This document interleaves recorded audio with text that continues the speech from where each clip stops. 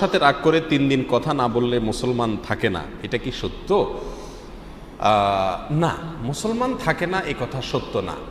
তবে হ্যাঁ, রাসূল আকরাম সাল্লাল্লাহু আলাইহি সাল্লাম বলেছেন, লা ইয়াহিল্লু লিমুসলিমিন আন ইয়াহজুরা আখাহু ফাওকা সালাসি লায়াল আও কামা ক্বালা আলাইহিস সালাতু ওয়াস সালাম। অর্থাৎ কোনো মুসলিমের জন্য জায়েজ নাই তার ভাইকে, তার বোনকে, অন্য কোনো মুসলিমকে ত্যাগ করা, তাকে তার সঙ্গে অবরোধ করা, কথাবার্তা বন্ধ করা 3 দিন পর্যন্ত, 3 দিনের বেশি সময় পর্যন্ত বন্ধ করা জায়েজ নাই। তার মানে 3 দিন পর্যন্ত রাগ করে থাকা যাবে। দেখুন, এখানে ইসলাম মানুষের স্বকীয় যে রাগ, গোসা, দুঃখ, কষ্ট, এগুলোকে অ্যালাউ করেছে। ইসলাম বলে না কোনো রাগ টাগ চলবে না, তুমি তার সাথে কথা বলতে হবে না। এই জন্য রাসূল আকরাম সাল্লাল্লাহু আলাইহি ওয়াসাল্লাম বলেছেন 3 দিন পর্যন্ত সুযোগ আছে।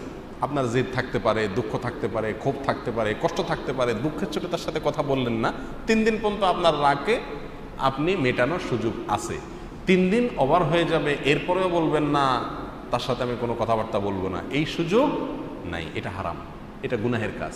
কিন্তু যদি 3 দিনের বেশি কেউ কারোর সাথে কথা না বলে সে মুসলমান থাকবে না, বিষয়টা এত বড় মাপের না। আবার এটা অন্যায়, এটা গুনাহের কাজ, কিন্তু এর ফলে মানুষ ইসলাম থেকে বের হয়ে যাবে না। অতএব 3 দিনের বেশি যদি কেউ কথা না বলে সেটা গুনাহের কাজ, কিন্তু এর ফলে ঈমান থেকে বের হবে না।